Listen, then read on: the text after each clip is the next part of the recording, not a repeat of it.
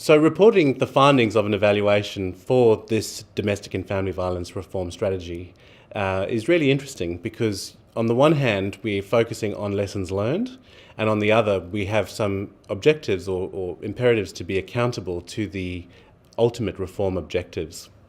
So this means that we have to be quite careful about how we communicate our evaluation findings, to whom we communicate those findings, and how. We don't want to have a one-size-fits-all approach in terms of relating the evaluation findings, but what we do want to do is make sure that our messaging is targeted to specific subpopulations, whether they be victims, perpetrators, the public, Department of Premier and Cabinet staff, or other departmental staff.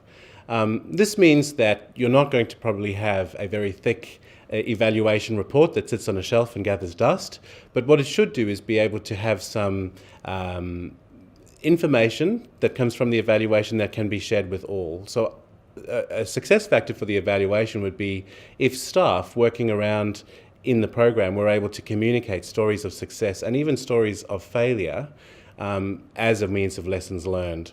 So in some cases you might find that your communication is verbal. In some cases it might be written reports, it might be tailored social media posts, but generally there would be a whole swathe of activity to communicate the evaluation findings. What the framework helps us to do is to consolidate all of that into a collective story, if you like, around how all of the interventions together have contributed to the common goals of the evaluation. Communication of evaluation is a fundamental part of the project. It's not simply good enough to design a good evaluation. It's not simply good enough to conduct a good evaluation. Unless we take a proactive and planned role in communicating the results, the evaluation is underwhelming. And of course, we have a range of different stakeholders. We have government, we have different levels of government, we have people employed in different roles in government. Of course, we have people who are in community organisations, in industry delivering programs, and we have Queensland citizens, sometimes marginalised citizens, who are recipients of social programs. We need to take a planned and active role at every stage, ensuring that the results, the findings, our learnings, and the problems identified in the evaluation are communicated. In order to communicate to our different groups, we have to adopt a range of different strategies. We have to make sure that the language from the evaluation is accessible from different audiences. We have to make sure that it's appropriate for different audiences. Some people will be interested in knowing what the evaluation said about their specific service, whereas other groups will be interested to know what does the evaluation say for policy change. Others will be interested in some parts of Queensland, whereas others will be interested in the whole state. We need to be conscious of the different audiences and their different expectations, and we need to be active in providing and communicating the results that meets the expectations of our diverse range of stakeholders. And so a funding body might require quite a lengthy and detailed report that will talk about how we use the resources, how we rolled out the program, and then what the changes were that we saw.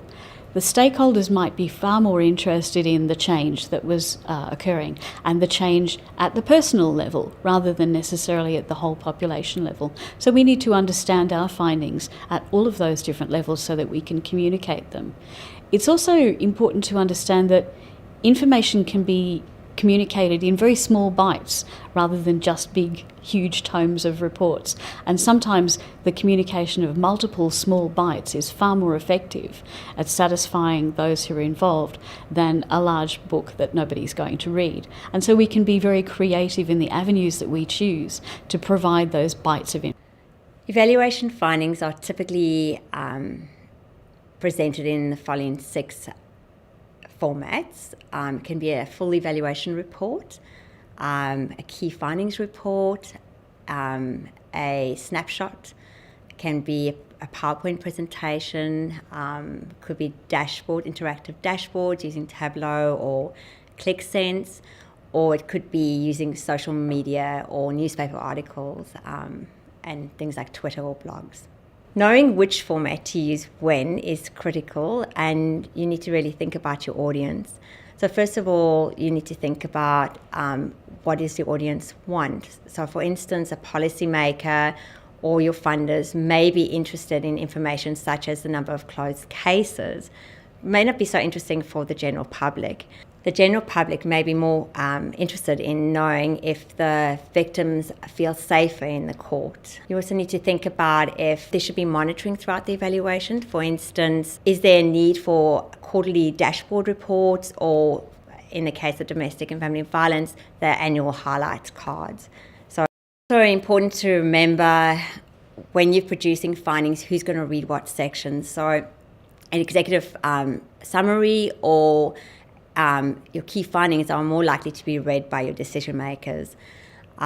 Your full findings report or your PowerPoint presentation is usually done to your funding organisation, and your newspaper articles or a summary or snapshot report or even blogs or tweets might be read by the general public.